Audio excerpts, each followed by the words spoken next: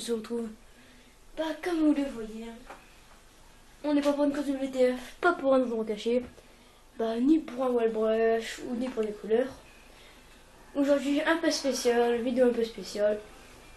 On va faire un test de voiture. Donc voici, aujourd'hui, nous allons faire le test de la voiture Voltic. Ou plutôt, quoi le Voltic? Donc voilà, je vais vous présenter un peu. Donc on va un peu regarder à l'intérieur. Donc vous voyez, l'intérieur. L'intérieur c'est beaucoup sport. Donc vous voyez, il y a des sièges sport. Avec, vous voyez, regardez, c'est bien sport. Le volant sport. La boîte de vitesse sport. Tout est sport. Donc voilà, comme vous voyez sur la plaque, j'ai mis Antonio. Parce que mon pseudo, si vous voulez savoir, regardez, c'est Antonio-62. Donc voilà. Sinon, bah, aspect de la voiture. On va commencer par ça.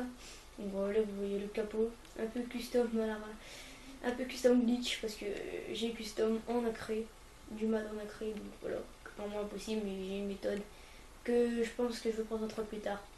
Donc voilà, donc vous voyez un petit peu, bon, c'est un genre look comète, je trouve un petit peu. Ça fait plus, voilà, comme ça, j'aime bien cette voiture, surtout à l'arrière, regardez. Moi j'aime bien, c'est ce qu'il fait, c'est quand sur le capot c'est tout plat et d'un coup ça monte. Et ça reste comme ça. Ça fait un beau long jeu, voilà. Et sinon, on va passer au test de rapidité de cette voiture et un peu un test. Donc voilà, sinon, bah ouais, j'irai toujours à cet endroit pour faire les tests de voiture. Donc voilà.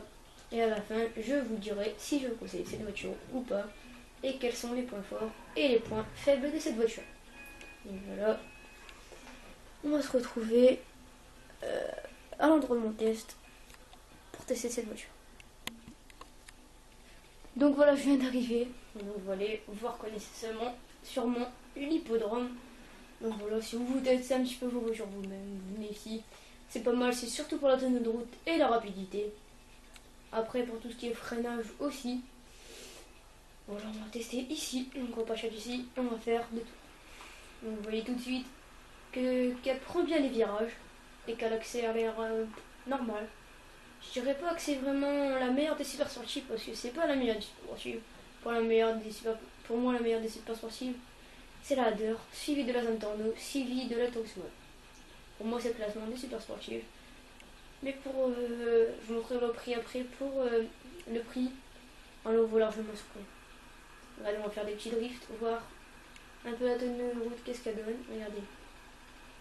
Regardez, elle tient bien la route. Mais voilà, c'est ce que je voulais dire.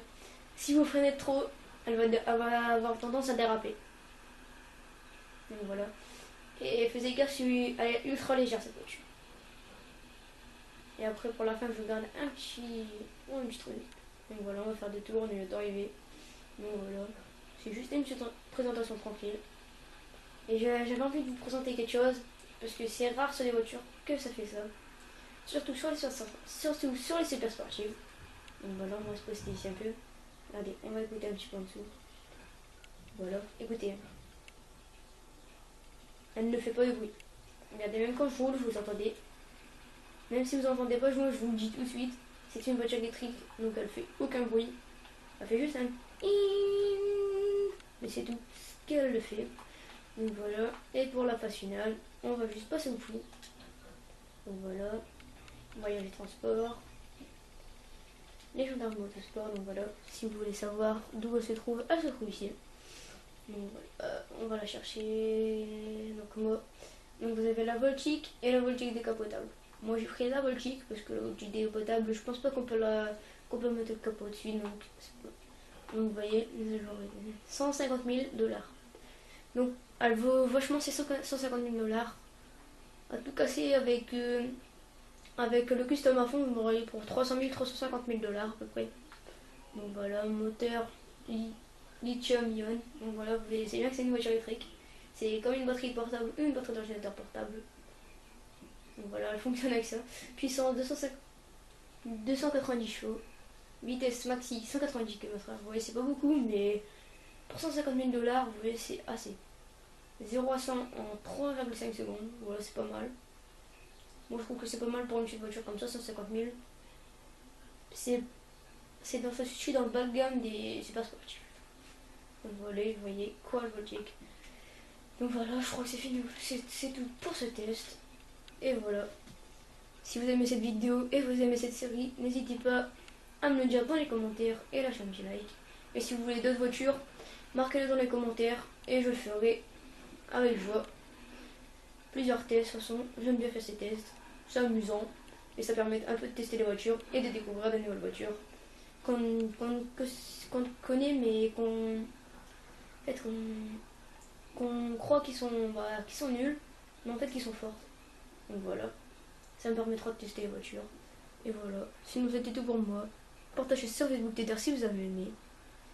Et voilà, allez sur ma chaîne pour d'autres vidéos et abonnez-vous si vous aimez les vidéos.